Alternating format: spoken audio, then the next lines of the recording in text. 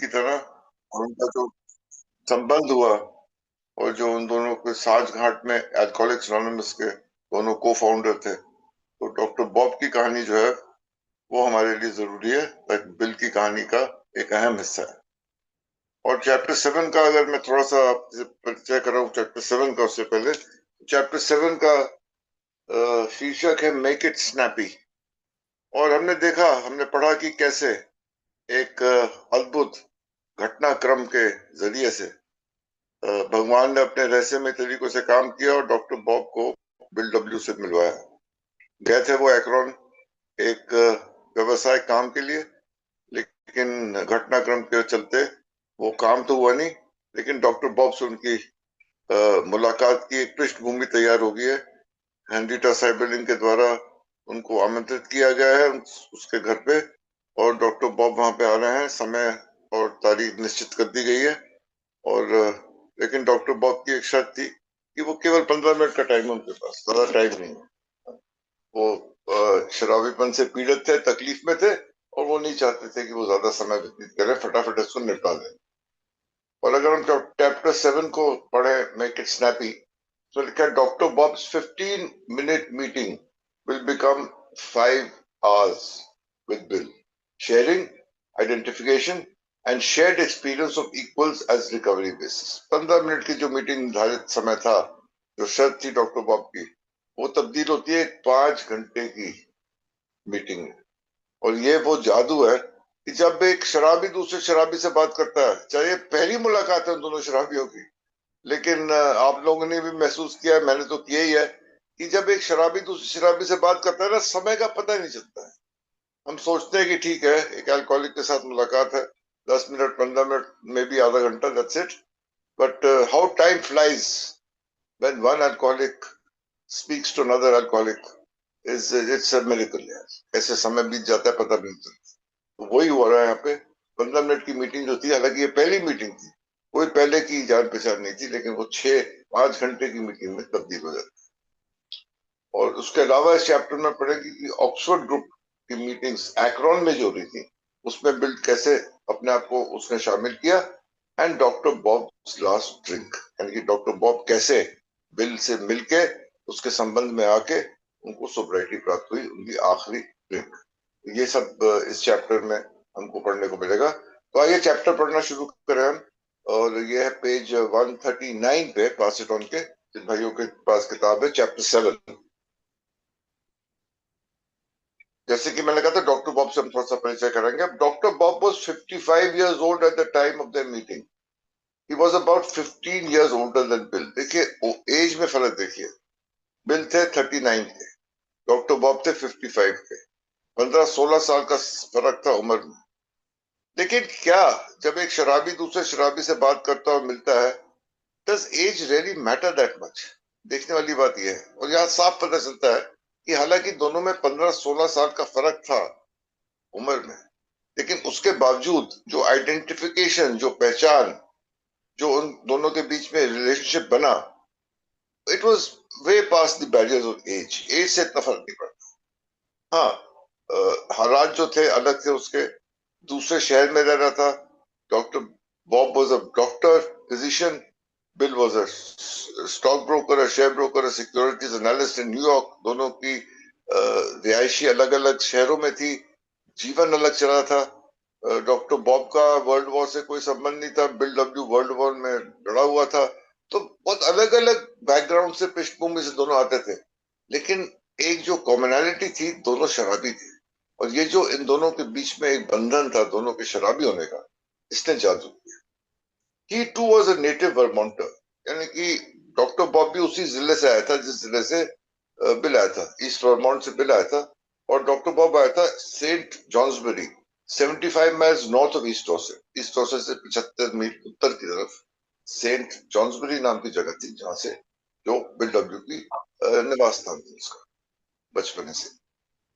As the only child of a prominent जज, अब देखो डॉक्टर बॉब की बैकग्राउंड पृष्ठभूमि थी, उसके फादर जज थे, प्रोमिनेंट जज, मान लिया प्रतिष्ठित एक न्यायाधीश थे। He grow up in comfortable circumstances, यानी कि रहन सहन उसका और उसका जो बचपन था, बड़े आराम से संपन्नता में व्यतीत हुआ, यानी कि बहुत कुछ किल्लत नहीं थी, किसी चीज की कोई तकलीफ नहीं थी और बहुत अच्छा रहन सहन था. He grew up in comfortable circumstances but chaffed under the strict discipline of his early years. लेकिन एक संकट था डॉक्टर बॉब को अपने शुरुआती समय में. उनके घर में जो एक बहुत सख्त अनुशासन था, नियम का पालन करने की जो उनके ऊपर एक दबाव था, प्रेशर था, उसके अंदर ही चाफ्ट चाफ्ट मतलब वो इरिटेट हो जाते थे, वो तंग आ जाते थे उससे, उनको इससे संकट महसूस होता था और थोड़े से विद्रोही थे वो इस बात को लेकर कि इतना सख्त अनुशासन जो घर में था वो उनके पसंद का नहीं था. Bob's drinking started while he was a student at Dartmouth College. He had a large capacity for alcohol during his undergraduate years. शुरुआत हुई कॉलेज में डॉक्टर बॉब के पीने की. डार्टमouth कॉलेज में थे वो और वहां पे large capacity for alcohol during undergraduate, यानी कॉलेज के सालों में उनके पीने की क्षमता बहुत अत्यधिक थी. और आइडेंटिफिकेशन होती है यहाँ से, पीने की क्षमता बहुत ज्यादा थी, यानी कि वो आम आदमी से ज्यादा पीते थे और कैपेसिटी थी, यानी कि वो पी पाते थे. कुछ लोग ज्यादा पी ही नहीं पाते हैं, 2 ड्रिंक पियेंगे, 3 ड्रिंक पियेंगे, उससे ज्यादा पी नहीं पाते थे. बॉडी वहीं एक विद्रोह सा कर देती थी. Body revolts in the case of some people, they can not drink more. लेकिन कैपेसिटी जो एक अल्कोहलिक में टिपिकली होती है कि वो ज्यादा पी सकते थे, कैपेसिटी थी, क्षमता थी कि वो अत्यधिक मात्रा में पी सकते. और वही हालत डॉक्टर बॉब में. And by the time he was in medical school, drinking had become a problem. शराब से समस्या जो थी उनकी शुरू हुई थी जब वो मेडिकल कॉलेज में पहुंचे. In fact, he dropped out of the University of Michigan during his second year because of drinking. यानी कि यहाँ तक उनको कॉलेज छोड़ना पड़ा, कॉलेज छोड़ के जाना पड़ा मिशिगन में सेकेंड ईयर में ही, जब उनके शराबीपन की वजह से. Although he made up his work and did well in his exams, he was asked to leave the university. उनको बोला गया कॉलेज छोड़ने के लिए. हालांकि वो एग्जाम में अपने किसी न किसी तरह से पास हो जाते थे, लेकिन उनकी शराबीपन की समस्या के कारण उनको कॉलेज से निकाल दिया. He completed his professional studies at Rush Medical College in Chicago. उन्होंने माइग्रेशन ली होगी दूसरी और कॉलेज में, शिकागो में रश मेडिकल कॉलेज से उन्होंने अपना जो डॉक्टरी की पढ़ाई थी वो पूरी करी. अभी डॉक्टर बॉब की कहानी है बिग बुक में भी, डॉक्टर बॉब्स नाइटमेयर करके, जो हम लोगों ने पढ़ी हुई है. इसके बाद अलग अलग जगह पे off and on we have been reading about doctor Bob story, how he how alcoholism grew in his early years. ये सब हम पढ़ते हुए आ रहे हैं, लेकिन यहाँ पे एक जरूरी है कि यहाँ पे कंसाइसली एक थोड़ा सा सार डॉक्टर जीवन की जीवनी का, उनका जो how he evolved as an alcoholic वो जरूरी है, ताकि हमें पता चले कि वो किस अवस्था में इस समय थे जब डॉक्टर बॉब और बिल डब्ल्यू की मुलाकात हुई. उनकी अवस्था थी क्या और उनको कितने संकट में से गुजर रहे थे. He completed his professional studies at Rush Medical College in Chicago. He almost failed to graduate from Rush. By his senior year, his drinking became so bad that he was unable to complete the final exams and was obliged to attend school for 2 additional quarters. 2 additional quarters मतलब 3 महीने की जो अर्सा होता है उसको quarter बोलते हैं. तो 2 क्वार्टर एक्स्ट्रा, यानी कि 6 महीने एक्स्ट्रा उनको कॉलेज में रहना पड़ा अपनी डॉक्टरी की पढ़ाई पूरी करने के लिए.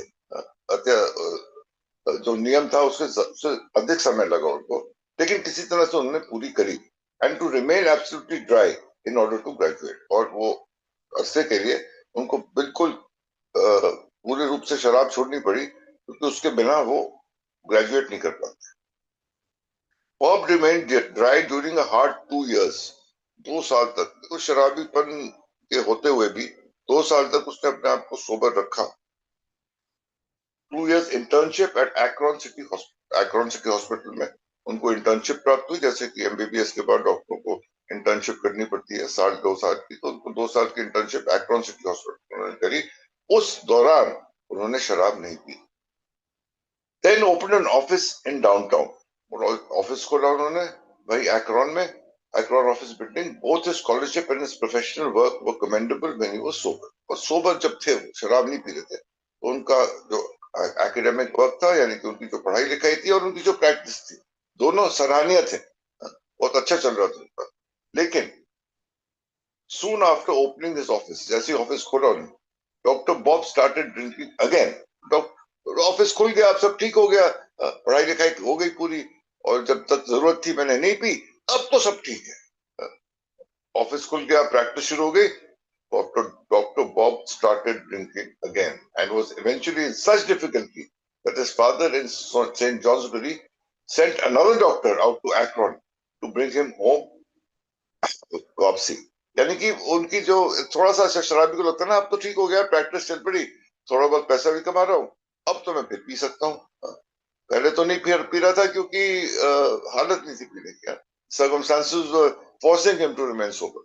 लेकिन जहां पे थोड़ी सी भी स्थिति ठीक हुई, और जैसी ठीक हुई, उन्होंने दोबारा शराब का सेवन शुरू कर दिया, और हालत उनकी इतनी खराब हो गई कि उनके पिता ने अपने सेंट जॉन्सबरी से एक और डॉक्टर को भेजा कि जाके उसको देख के आओ, और जरूरत पड़े तो उसको वापस वर्मोंट देंगे। Several months of rest and recuperation in Vermont enabled Bob to return to Akron and his medical practice. कई महीनों तक उनका उपचार हुआ, उनकी सुधार की जो है वो प्रक्रिया शुरू हुई, और कुछ महीनों बाद उनको वापस फिर वो Akron गए अपनी प्रैक्टिस को दोबारा से शुरू करने के लिए। After a whirlwind 17-year-old courtship, he and Anne Ripley married in 1950. 1915 में शादी हुई उनकी, और देख काफी लेट शादी हुई डॉक्टर बॉब की, हम ये देखें तो 1915 में शादी हुई, यानी कि उस टाइम वो 36 साल के थे। और they bought a home and in 1918 their first child Bob was born। और 1918 में जाके उनका पहला पुत्र नसीब हुआ, उसका नाम भी बॉब था, बॉब के नाम से उनका पुत्र हुआ। And another child Sue was adopted, और एक बिटिया उन्होंने गोद ली उनका अपना परिवार पूरा करने के लिए। तो देखो आप ये कि काफी लेट शादी हुई। अगर हम देखें तो रफली 1915 ही गॉट मैरिड, और मेरे ख्याल से इसी दौरान बिल की भी शादी हुई थी। डॉक्टर बॉब 36 साल के थे, बिल केवल 21 या 22 साल का था, दूसरी शादी हुई थी। Before going to world war one in 1914 Bill was married, so he was married in 21 years old। और यहाँ पे डॉक्टर बॉब जो थे उनकी 36 साल की उम्र में शादी। With the passage of the prohibition, Bob started drinking yet again, यानी कि रुका नहीं गया, शराबी था आफ्टर ऑल यार, कुछ अर्से तक सोबर रहता था, लेकिन बार बार दोबारा से पी लेता था। और बिल डब्ल्यू की कहानी में हमने पढ़ा कि बिल डब्ल्यू भी कैसे स्ट्रगल करता रहा, छोड़ पकड़ करता रहा, तो डॉक्टर बॉब का भी यही हाल था। और जब प्रोहिबिशन आई तो उसने फिर शुरू कर रखा। और किस रैशनल, देखो शराबी क्या सोचता है, क्या जस्टिफिकेशन उसकी रैशनैलिटी चलती है, that he was now safe, अब तो ठीक है, अब तो मेरे को शराब से कोई समस्या नहीं रहेगी, अब तो मैं सुरक्षित हूँ। क्यों भाई सुरक्षित क्यों है? Because there would be nothing available anyhow, यानी कि प्रोहिबिशन आने वाली है, वो प्रोहिबिशन में कुछ मिलना तो है नहीं पीने के लिए, तो अभी पी लो अच्छी तरह से। लिटिल डिड ही नो कि एक शराबी जब शराब पीने की इच्छा करता है, उसको पीनी होती है, तो वो कहीं से भी जुगाड़ लेता है, चाहे प्रोहिबिशन नशाबंदी हो चाहे ना हो, वो कहीं पे भी हो, किसी भी भूगोल में हो, किसी भी संगत में हो, दुनिया के किसी भी कोने में हो, उसको पीनी होगी तो वो पिएगा, तो प्रोहिबिशन से कोई फर्क नहीं पड़ना था। बल्कि हम देखें तो जितने ए के फाउंडर्स थे, चाहे वो बिल हो चाहे डॉक्टर बॉब हो चाहे और भी जो पाइनियर्स थे ए के, उन्होंने सबसे ज्यादा अपनी शराब प्रोहिबिशन के दौरान ही पी। तो ये गलत फहमी थी डॉक्टर बॉब की कि प्रोहिबिशन हो जाएगी तो मुझे तो मिलेगी नहीं पीने के लिए, तो अभी पी ले छक के। और डॉक्टर बॉब की वही मानसिकता थी कि he continue to drink heavily through the 1920s। Through the 1920s prohibition के बावजूद जो था, तो प्रोहिबिशन आने वाली थी, लेकिन फिर भी दबा के वो बहुत अत्यधिक मात्रा में शराब पीते रहे, and both his practice and his family life deteriorated. और जैसे एक शराबी के साथ होता है, उनकी पारिवारिक घरेलू जिंदगी और उनकी व्यावसायिक जिंदगी दोनों का बड़ी तेजी से पतन हुआ उनके इस शराब पीने के दौरान। By the early 1930s, he and his family were desperate। अब आ गया अर्ली 1930s, और हम यहाँ 1935 की बात कर रहे हैं, जब पहली बारी बिल डब्ल्यू डॉक्टर बॉब से मिले। तो अर्ली 1930s तक हालत ये हो गई थी कि ही एंड हिज फैमिली, वो और उनका परिवार दोनों, दे वर डेस्परेट, यानी हालत जो ऐसी हो गई थी कि वो कुछ करना चाहते थे, हालत खराब थी लेकिन कुछ कर नहीं पा रहे थे, डेस्परेट सिचुएशन में दोनों थी। मेरे ख्याल से I think we stop here for today Sumesh. I've read about 1.5 pages. ठहरते हैं। जी और हम यहाँ राजेश से जी। शुरू करेंगे। During 17 year period doctor Bob had worked out grim routine. और कैसे उनका जो अवस्था थी, देखो यहाँ पे हम अवस्था को समझने की कोशिश कर रहे हैं कि जब बिल डब्ल्यू डॉक्टर पॉप से पहली बार मिले ये 1935 में एक्रोन में, तो उनकी अवस्था थी क्या, उनकी हालत थी क्या। अगर हमको वो समझ में आएगा तो हमको ये समझ में आएगा कि कैसे उन दोनों ने मिलकर काम किया और कैसे डॉक्टर बॉब धीरे धीरे करके अपने सुधार की प्रक्रिया में वो आए। तो ये हम यहाँ पे हम टेक अ ब्रेक है, स्टॉप हो गए today. Thank you so much Sumesh. Thank you. Thank you Atul ji, thank you so much. Rajesh V ji kindly आगे आइए। जी धन्यवाद। नमस्कार, मेरा नाम ब्रजेश है, मैं एक शराबी हूँ। नमस्कार। Thank you Sumit ji service के लिए। Thank you Atul ji. नया चैप्टर का शुभ आरंभ, चैप्टर 7। अच्छा, मैंने जैसे doctor Bob and good timer, जो वो डॉक्टर बॉब की बायोग्राफी है, और इसमें पूरा ए पास इट ऑन बिल की बायोग्राफी है।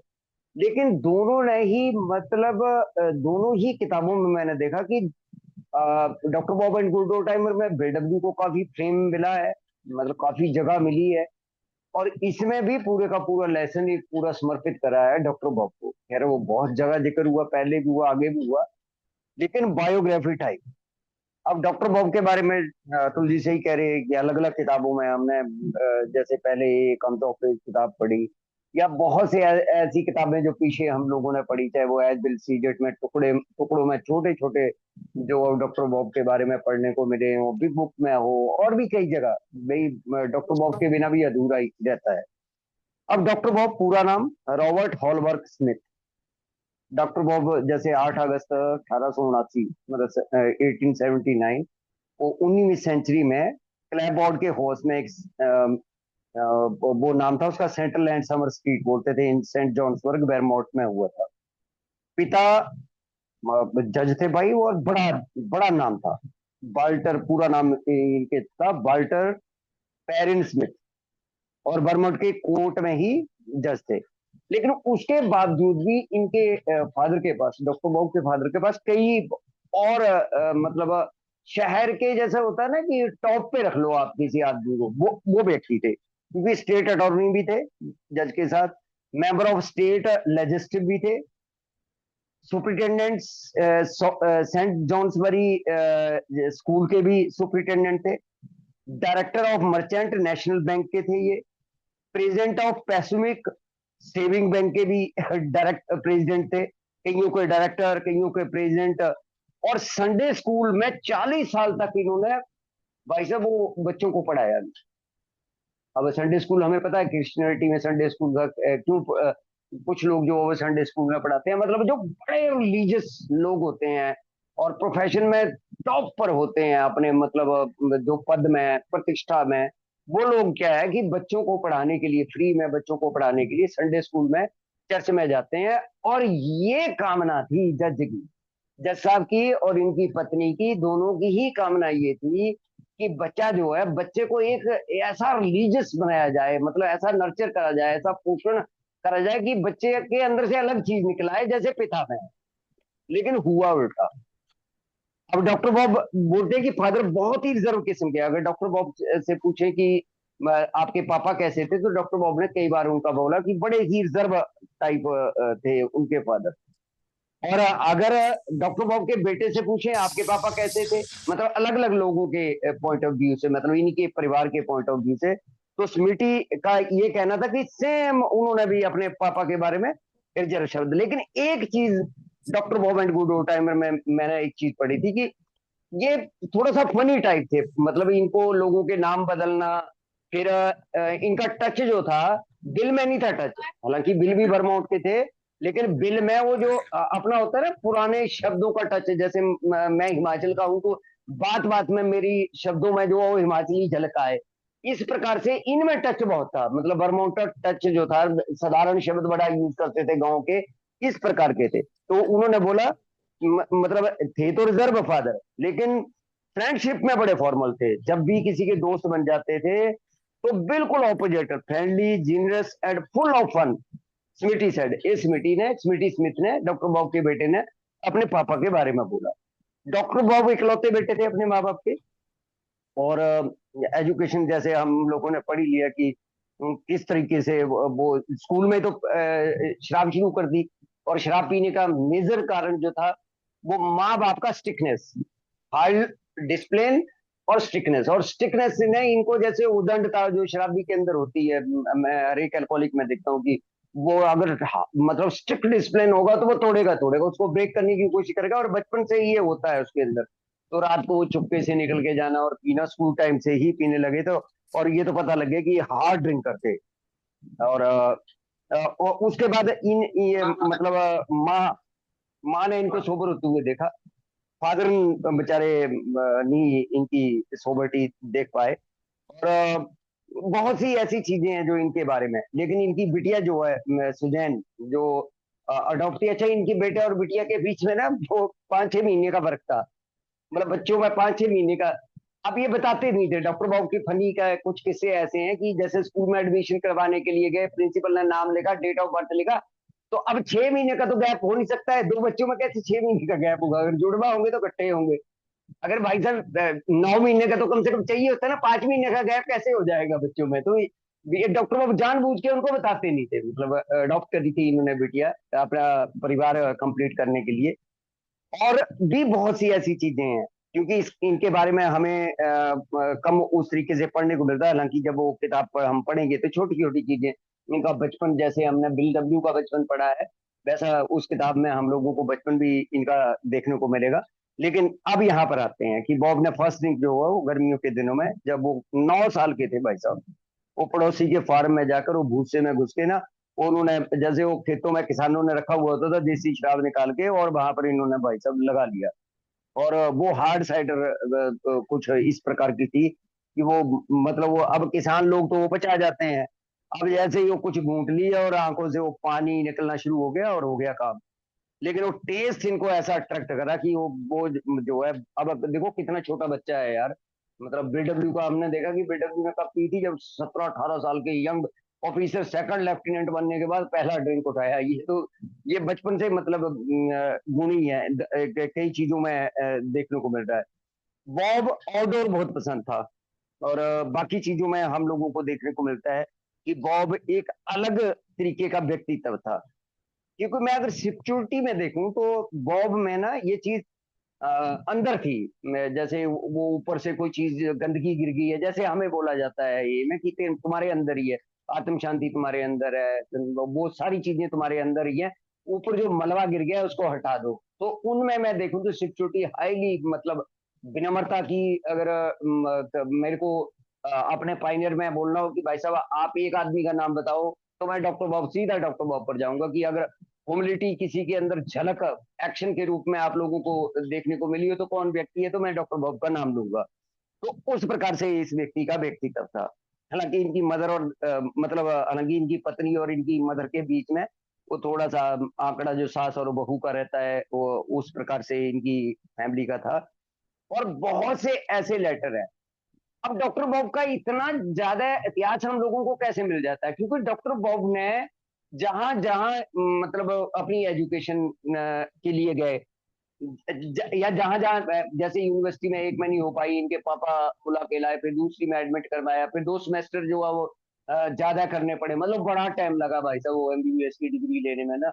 इनको बहुत ही समय लगा। इंटेलिजेंट बहुत थे, बिना पढ़े भी पास कर लेते थे। लेकिन भाई साहब उठने की हालत तो वो आदमी की पेपर देने वाली हालत नहीं रहती थी। इसलिए वो जो 2 साल का इन्होंने पीरियड बताया कि 2 साल जो है, और तभी तो इतनी उम्र में जाके वो शादी और इनकी पत्नी के बारे में जैसे इनका इन्होंने बता दिया कि एन रिप्ले से 1915 में 36 साल की आयु में इनकी जो है वो शादी हुई।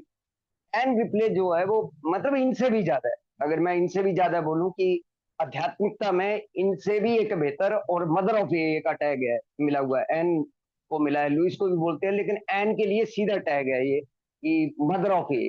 क्योंकि जितने भी पाइनर ए मेंबर हैं, मैक्सिमम लोगों का जिनका एकरॉन में इलाज हुआ है, उन्होंने उन्हें बोला है कि भाई साहब अपनी सगी माँ भी इतनी केयर नहीं कर सकती है जितना वो केयर करती थी। और ये मेंबर के लिए एक और खुशी की बात इसमें ये है कि जब वो ब्लाइंड होगी, कंप्लीटली ब्लाइंड होगी लास्ट के 2 सालों में वो, और डॉक्टर बॉब्सी की मृत्यु से 2 साल पहले ही उनकी मृत्यु हो गई थी। जब लास्ट सालों में ब्लाइंड होगी तो वो एक के लिए बड़ी चिंता थी। उसे ये फैमिली ग्रुप में इतना मतलब नहीं था उसका, जैसे एलानॉन में जैसे फॉर्म करने में लुइस का बहुत बड़ा रोल रहा। तो उसका फैमिली उसको ये की बड़ी चिंता थी, जैसे मेंबर का लैप्सेस या मेंबर के बारे में पूछना या न्यूयॉर्क के मेंबरों के बारे में चर्चा करना या बाकी चीजों करना।